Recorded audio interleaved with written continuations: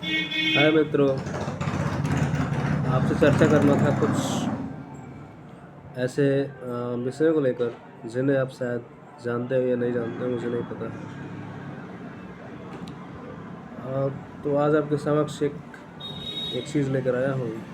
जैसा कि आप लोग ये जानते हैं कि अकबर के बारे में कहा जाता है कि अकबर एक अनपढ़ था, मतलब उसको कुछ नहीं आता था। लेकिन ये पूरा सच नहीं है।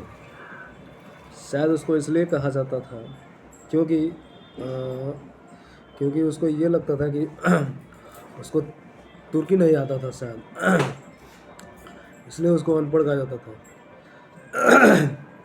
अगर मैं आपको बताऊं कि अपने जहांगीर, उसका जो बेटा था, उसने अपने आत्मकथा तुज़्ज़ु के जहांगीर में लिखा है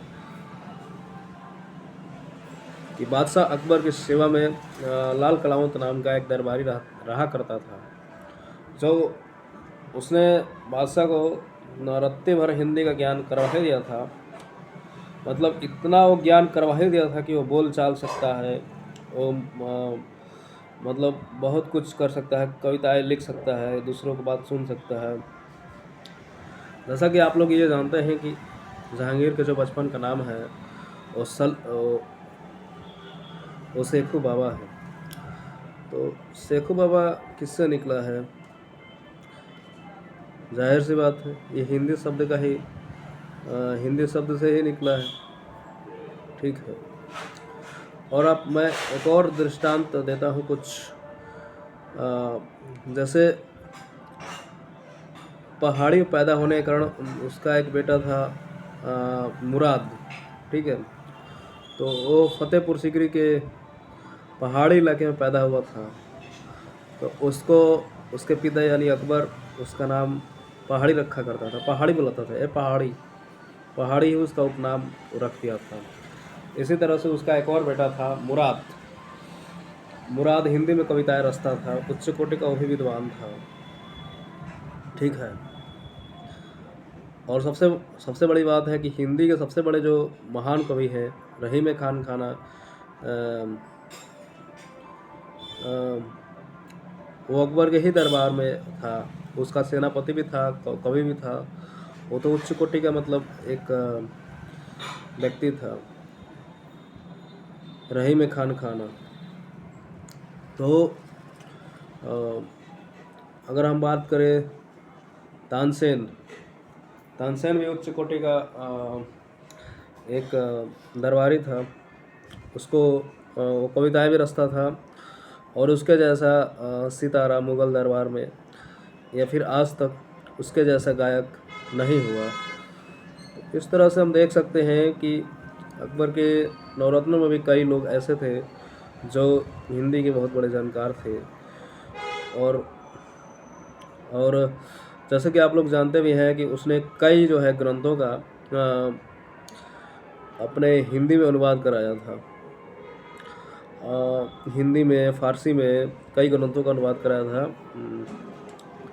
और उसके मैं कुछ और चीज़ कहता हूँ कि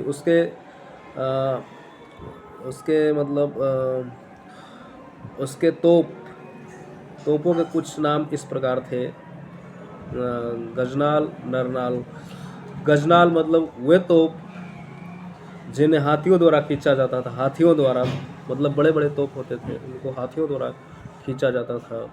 नरनाल जिनको मनुष्यों द्वारा खींचा जाता था, मनुष्य द्वारा उपयोग में लाई जाती थी। ठीक है।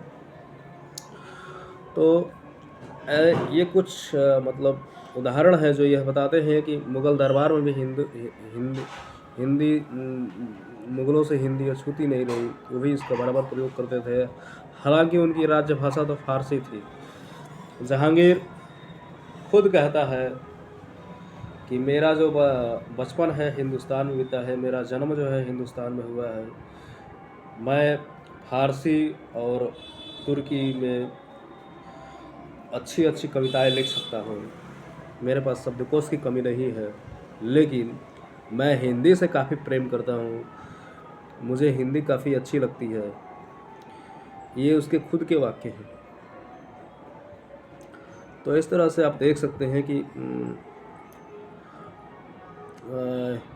हिंदी उस समय भी मुगलों द्वारा उपयोग में लाई जाती थी।